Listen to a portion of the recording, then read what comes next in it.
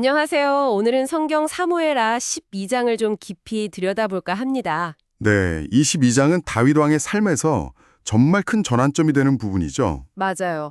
선지자 나단의 책망, 다윗의 회개, 그리고 그 뒤따르는 결과까지 권력, 죄, 용서, 또 대가 이런 무거운 주제들을 다루게 됩니다. 그렇죠.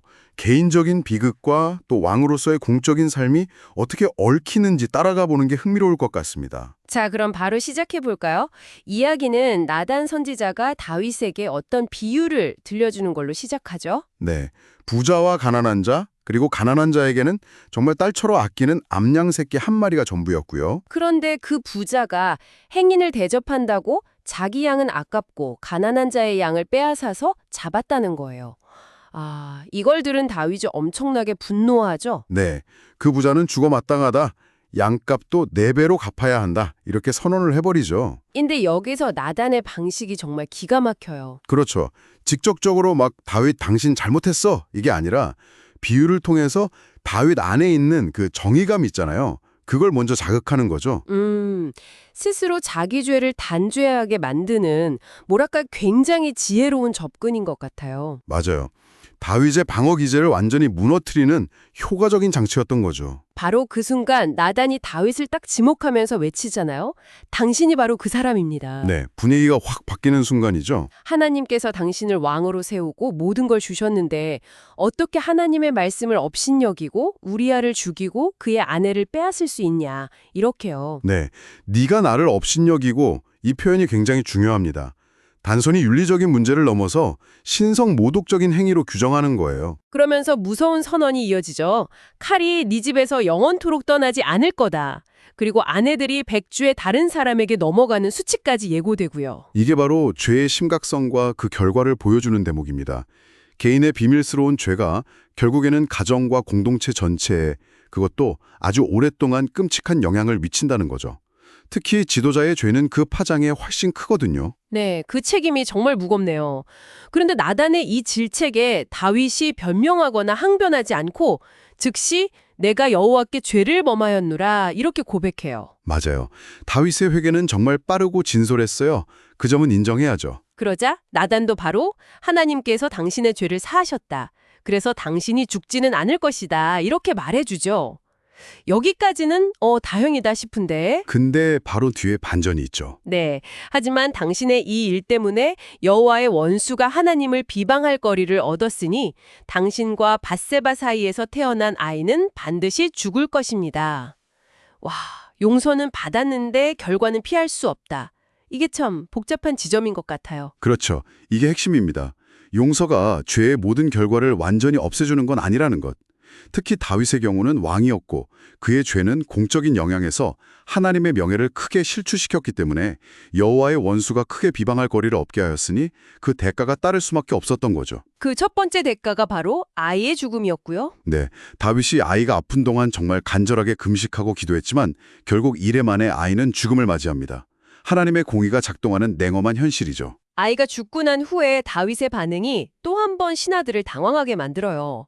슬픔을 거두고 몸을 씻고 옷을 갈아입고는 하나님께 경배하고 음식을 먹거든요. 신하들 입장에서는 아니 살아있을 땐 그렇게 울더니 왜 죽으니까 저러시나 힘없겠죠. 맞아요. 그래서 묻잖아요. 그러니까 다윗이 답하죠. 아이가 살았을 때는 혹시 하나님께서 불쌍히 여기셔서 살려주실까 기대했지만 이제 이미 죽었으니 금식한들 무슨 소용이 있겠느냐? 나는 그 아이에게로 가겠지만 아이가 내게로 돌아오지는 못한다. 이 대답에서 다윗의 깊은 신앙을 엿볼 수 있습니다. 어쩔 수 없는 현실, 하나님의 주권을 온전히 인정하고 받아들이는 모습이죠. 그리고 나는 그에게로 가려니와 이 말에는 죽음 이후의 세계에 대한 어떤 믿음까지 담겨 있는 것 같아요. 엄청난 슬픔 속에서도 현실을 받아들이고 다시 일어서려는 모습이 참 인상적입니다. 네, 그의 복잡한 내면과 신앙을 잘 보여주는 장면이에요. 그리고 이 큰 비극 이후에 다윗이 밧세바를 위로하고요. 그들 사이에서 아들이 태어났는데 그가 바로 솔로몬입니다. 네, 심지어 하나님께서 그 아이를 사랑하셔서 나단을 통해 여디디야, 그러니까 여호와께 사랑받는 자라는 이름까지 주셨다고 기록되어 있죠. 죄의 결과로 한 생명을 잃었는데 바로 그 관계를 통해서 미래의 위대한 왕이 태어난다니 참 아이러니하면서도 이게 바로 하나님의 은혜와 회복의 신비인 거죠. 인간의 실패와 죄악 속에서도 하나님은 당신의 구원 계획을 계속 이어가시고 또 새로운 시작과 희망을 만들어 가신다는 메시지를 읽을 수 있습니다. 그리고 마지막 부분은 잠시 전쟁 이야기로 넘어가죠. 요압 장군이 암몬의 수도 라빠를 거의 함락시키고 마지막 공을 다윗에게 돌리려고 왕을 부릅니다. 네, 다윗이 가서 라빠를 점령하고 많은 전리품을 얻죠. 개인적으로는 엄청난 고통과 시련의 시간을 보내는 중이었지만 왕으로서의 공적인 역할은 계속 수행해야만 했던 거죠. 그렇죠. 그게 왕의 숙명이었을 테고요. 또 한편으로는 전쟁의 승리 이면에 당시 정복한 백성들을 강제 노역에 동원하는 그런 냉혹한 현실도 함께 보여주고 있습니다. 오늘 살펴본 사무엘하 12장은 정말 다윗이라는 한 인물의 입체적인 모습을 적나라하게 보여주는 것 같습니다. 위대한 왕이자 신앙인이었지만 동시에 끔찍한 죄에 빠지고 그 대가를 치러야 했고요. 하지만 그 절망 속에서도 진심으로 회개하고 하나님의 용서를 구하고 또 비극을 딛고 다시 일어서는 모습까지 보여주죠. 이 이야기가 오늘 우리에게 던지는 질문들이 참 많을 것 같습니다.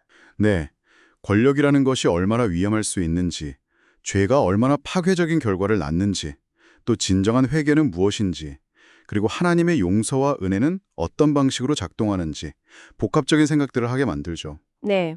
어쩌면 다윗처럼 하나님께 크게 쓰임받은 인물조차 죄의 결과로부터는 완전히 자유로울 수 없었다는 사실을 보면서 우리 각자의 삶에서 책임감 그리고 회복이라는 주제에 대해 한번 진지하게 고민해보는 계기가 될 수 있지 않을까 싶습니다.